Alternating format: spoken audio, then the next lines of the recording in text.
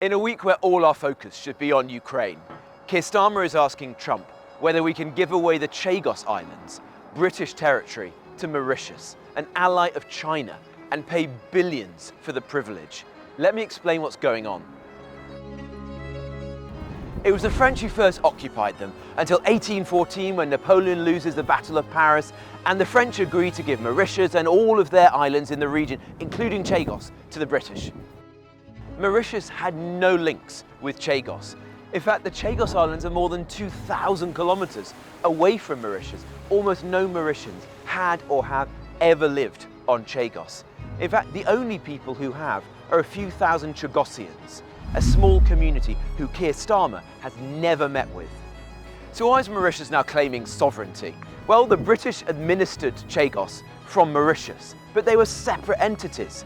Originally, New Zealand was administered from Australia, but Australia is not claiming sovereignty over New Zealand. Anyway, let's fast forward to 1965. Mauritius is British, but the British are about to grant independence, and Mauritius is now a democracy. Such was the lack of connection between Chagos and Mauritius, the Mauritian government agreed to sever all ties for just £3 million, 50 million quid in today's money.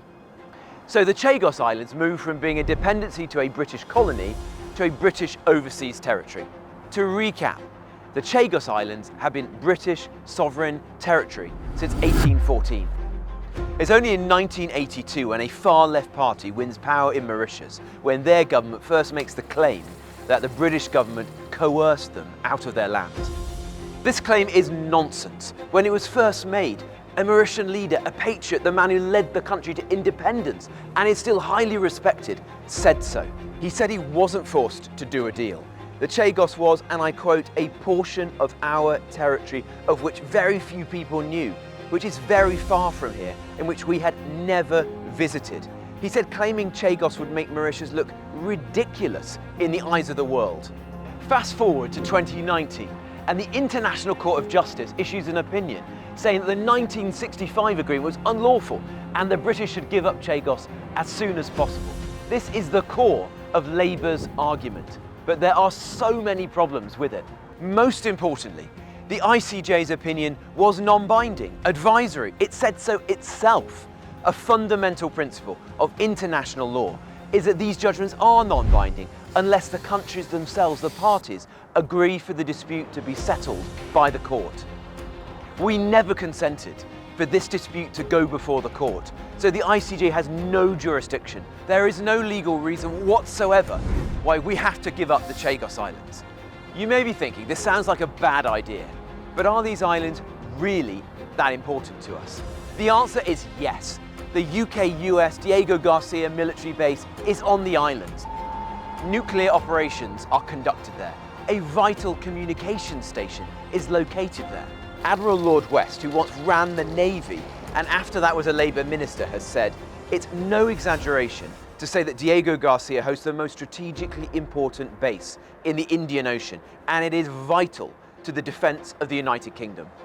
Starmer wants to give Chagos to Mauritius and then take a 99-year lease on the base. He says this will make us safer, but how can giving the base to another country and taking a lease on it possibly make us safer? The real security issue here is China. Lord West says there is little doubt that China is pushing Mauritius to take Diego Garcia because they want the base for themselves.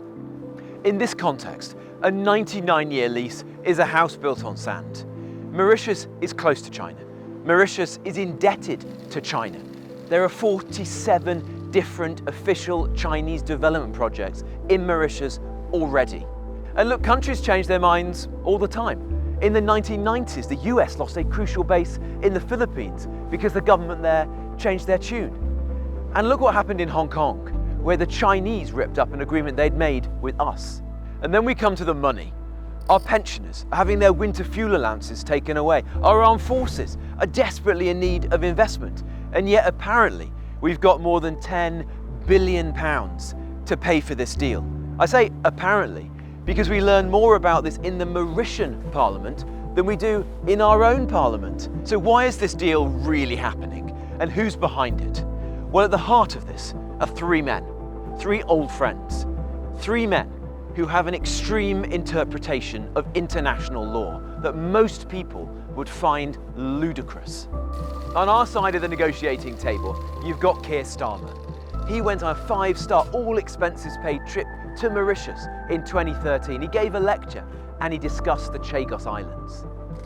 And then you've got Lord Hermer, the government's top lawyer, Starmer's old friend and former campaign donor, the man better known as Gerry Adams' lawyer. Hermer has described controlling our borders as dehumanising and almost every aspect of the British Empire as deeply racist. And on the other side of the table, leading the Mauritian negotiating team, is Philippe Sands, another old friend of Keir Starmer and Lord Hermer from their legal careers. Philippe Sands is a British citizen, but one who boasted about trying to humiliate Britain through his legal work. And in 2022, he illegally entered the Chagos Islands and planted a Mauritian flag on British soil. What kind of British citizen does that? The connection between these three men is deeply troubling. It's almost like they're working together to surrender our territory and our security. It seems like Keir Starmer cares more about his extreme idea of international law and his reputation amongst his international legal friends than he does about our national security. This dangerous nonsense needs to stop. Keir Starmer can and must end this farce today. We don't have to do this. Give away the money, endanger the base, help China. Let's focus on Ukraine and its security, on our nation and our security. If you agree, write to Starmer, write to your Member of Parliament. Let's stop this.